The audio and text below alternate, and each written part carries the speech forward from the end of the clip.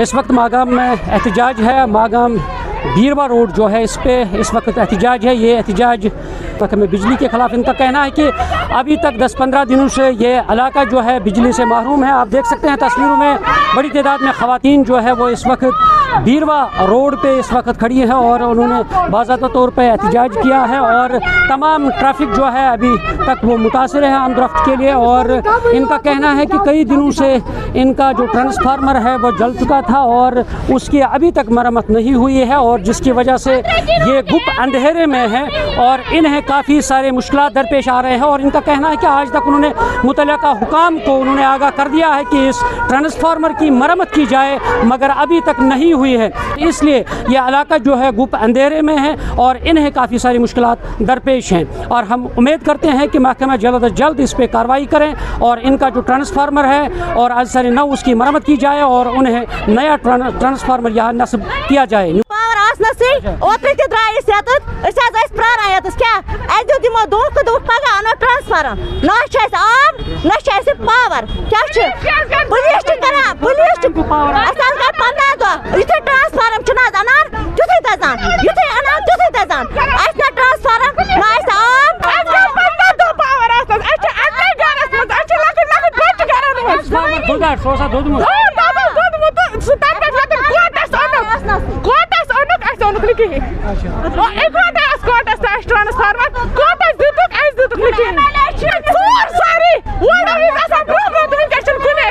हमें यहाँ पे लाइट ही नहीं, आज 15 दिन हो गए लाइट नहीं है। इसने परसों बोला था मंडे को, आज 15 दिन हो गए लाइट नहीं लाई है। अब हम यहाँ पे तो नाज़रीन यहाँ पे अभी SHO मागाम जो है वो आए हैं और उन्होंने बाज़ाब्ता तौर पे एहतजाजियों को यकीन दहानी कराई है कि उनका जो मसला है वो मुतल्लिका हुकाम तक पहुँचाया जाएगा और जल्द अज जल्द उनका मसला जो है वो हल किया जाए। और फ़िलहाल पुलिस की यकीन दहानी की वजह से अब खोल दिया गया। आप देख सकते हैं तस्वीरों में किस तरह से SHO मागाम और दीगर पुलिस के एहलकार जो है और ट्रैफिक को बहाल करने की कोशिश कर रहे हैं और उन्होंने कहा कि बाज़ाब्ता तौर पे यकीन दहानी कराई गई है कि ये ट्रैफिक जो इनका मसला जो है लोगों का मसला जो है उसको जल्द अज जल्द हल किया जाएगा।